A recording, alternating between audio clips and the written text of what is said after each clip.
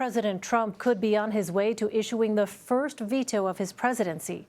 The Senate will vote this week on a resolution to block the administration's national emergency declaration at the border. 4 Republican senators have already said they'll break ranks. That's all Democrats need to clinch victory. The measure easily passed the House, which means it's expected to land next in the Oval Office. It comes as President Trump submits his budget request to Congress Monday. The proposal is expected to double down on the White House's immigration policies, and it will reportedly contain additional funding for a border wall. Niall Stanage joins me now. He's a White House columnist for The Hill. Niall, thanks so much for being with us. The resolution to block the president's emergency declaration easily passed the democratically controlled House last month. Do we know if the White House has put any pressure on Senate Republicans ahead of the vote?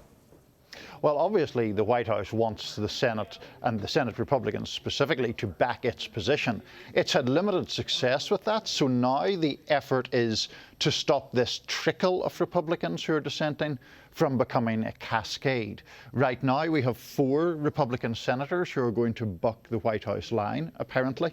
But one of those people, Senator Rand Paul of Kentucky, has suggested that as many as 10 Republicans could actually vote against the White House's position. If that were to happen, that would be a significant embarrassment for President Trump. Yeah, I mean, so we see those 4 Republicans there. It is expected that more could follow suit. Is that what you're hearing? Yes, absolutely. I mean, for a start, in terms of the pure politics of this, those 4 Republicans virtually guarantee that this motion of disapproval will pass because all the Democrats are going to march in lockstep on this. So therefore, the vote, in a sense, is already decided. So that ups the incentive in some ways for Republicans who are skeptical of this emergency declaration to vote against it, to express their discontent. And that's where the danger lies for the White House. Well, if the resolution passes, the president is expected to issue his first veto. Put this into perspective for us. What would that action mean for his term?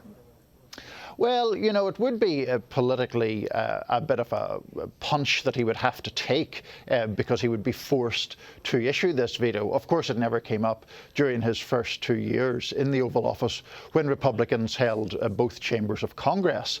In saying all of that, we shouldn't, I think, overstate the case. I mean, presidents generally issue vetoes from time to time when the Congress passes things that they don't like. In this particular case, it seems hugely unlikely that the House would have the votes to override a veto from the president. So a political black eye, but not a knockout punch by any stretch of the imagination. Well, the president will reportedly ask for an additional $8.6 billion to pay for his border wall Monday. The proposal is expected to be a non-starter in Congress. So what is the White House's objective here? I think it's really to frame the terms of the debate, to lay out a negotiating position. The White House's budget proposal has no real heft in terms of substance. You might as well write a letter to Santa Claus, quite frankly. It doesn't really carry any real-world impact. Congress will make its own decisions as to what it wants to apportion money to. But by asking for this very large sum of money, it's opening a negotiation with a very favourable offer to yourself from the White House's point of view. And so they hope that it will help frame the debate and help get some amount of money for the border wall. Meantime, the president is dealing with another battle with Congress as Democrats expand their investigations into the White House. You write, quote, Team Trump insists these probes could boomerang on Democrats. What do you mean by that? They believe that they can cast these investigations as a partisan effort to sandbag the president. In other words, not as some search for truth, but as some kind of partisan food fight. Now, Democrats obviously see that argument as self-serving. They say that they're merely discharging their proper constitutional duties by looking at the president in this way. But Republicans, and particularly Republicans close to President Trump, David Bossie, for example, his former deputy campaign manager, were telling me that they believe voters will be more open to the argument that this is a purely political and partisan and rather cynical effort on the part of Democrats. Well, it was announced this weekend a public hearing for the president's business associate was postponed. Felix Sater will now testify later this month to the House Intelligence Committee. What are lawmakers going to be looking into? Specifically, they're going to be looking into Mr. Sater's involvement with a proposed Trump Tower in Moscow.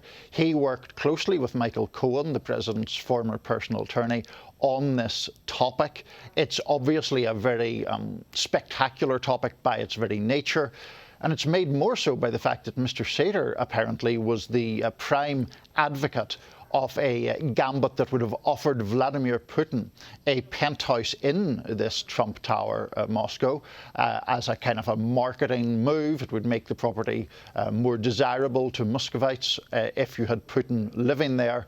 But that's just one example of the kind of colourful details that I think lawmakers will be seeking from Mr. Sater.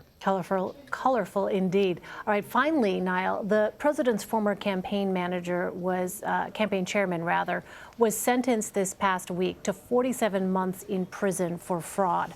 Paul Manafort faces another sentencing Wednesday, this time for conspiracy charges. What can we expect?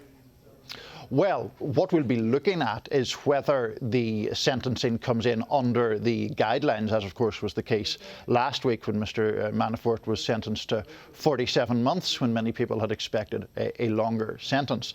The other crucial issue here is whether his sentence this week will be running concurrently or consecutively to the sentence that he has already been given. That clearly will have very significant ramifications for Mr. Manafort, who's not a young man and who faces a protracted period in prison, especially if the judge this week suggests that his second sentence should run consecutively, in other words, adding time to last week's sentence. All right, Niall Stanage in Washington for us. Niall, thanks very much. Thanks, Elaine.